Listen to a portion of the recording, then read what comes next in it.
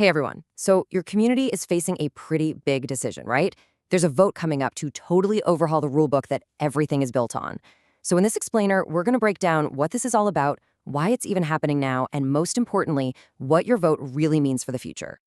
Okay, let's just get right to the heart of it. The big question that's probably on your mind.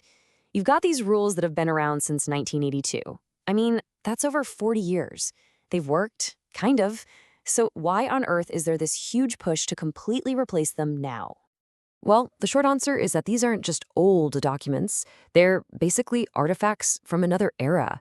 They're obsolete, and frankly, they're creating some real, tangible problems for how the community is managed today. Let's break down just how out of date we're talking. For starters, these documents still give special rights to the original developer, the company that built a place and left decades ago. It's wild. They're also super vague on who's responsible for what maintenance, which leads to confusion and surprise costs.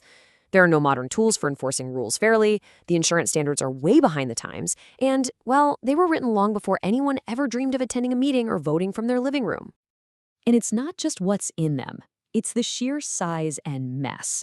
We're talking about a 60-plus page beast of a document, absolutely stuffed with old construction plans and legal stuff that has zero relevance today. Honestly, just trying to find one simple rule in that thing is a total nightmare. Okay, so the problem's pretty clear, right?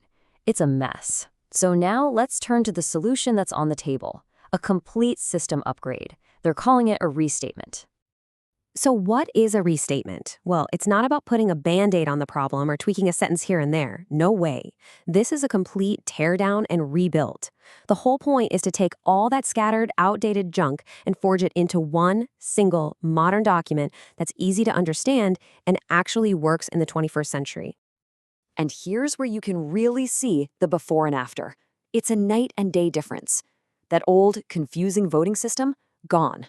Replaced with a simple one unit, one vote system. The vague enforcement, that's being replaced with a clear, fair process so everyone knows what to expect.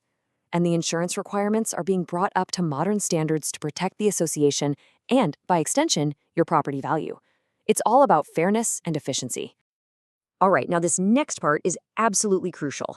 If you only remember one thing from this whole explainer, make it this. To really get what this vote is about, you have to understand the difference between your fundamental rights and the day-to-day procedures. Okay, first up, you have the declaration. The best way to think about this is like it's your community's constitution. This is the big one. It defines your fundamental property rights, it lays out what you own versus what the association is responsible for, and it's what gives the board the power to collect assessments to pay for everything.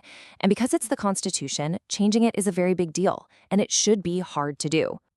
Then you've got the bylaws. Now, if the Declaration is the Constitution, think of the bylaws as the rules of order. They don't mess with your property rights. Instead, they handle the how. How do we run a meeting? How do we hold an election? What's the process for a board vote? It's all the nuts and bolts, the operational stuff that keeps the community running day to day. I love this quote from the board's explanation because it just nails it. Assessments are about money, how you pay for things. But amendments, which is what this vote is about, are about the rules themselves, the very structure of how your community operates. This vote is about the rules, not about raising your dues.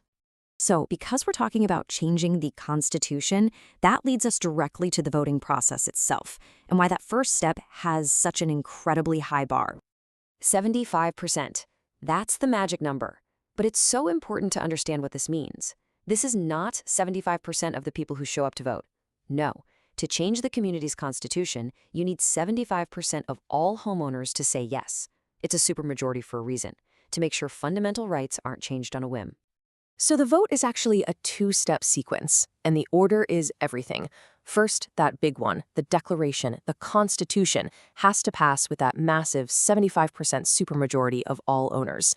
Only, and I mean only, if that first domino falls, can the community move on to the second step, which is approving the new bylaws. And that vote has a much, much lower bar to clear. Okay, so let's bring it all home. With all of that in mind, what's really on the line here? This isn't just a vote about some dusty old document. Your vote is literally setting the course for what this community will look like for decades to come. When you get right down to it, there are two very clear paths forward. Path A, the vote fails to get that 75%. If that happens, you're stuck with the 1982 documents with all their problems, and making any future changes remains incredibly difficult. Or Path B, the vote passes. If that happens, the community gets a modern, clean framework with fair voting, clear rules, and a system built for today. So ultimately, the choice really is that simple. Is your community going to keep trying to operate using a blueprint from 1982? Or is it going to adopt a modern framework that's actually built for 2026 and beyond? Really, the future of how your community is governed is in your hands.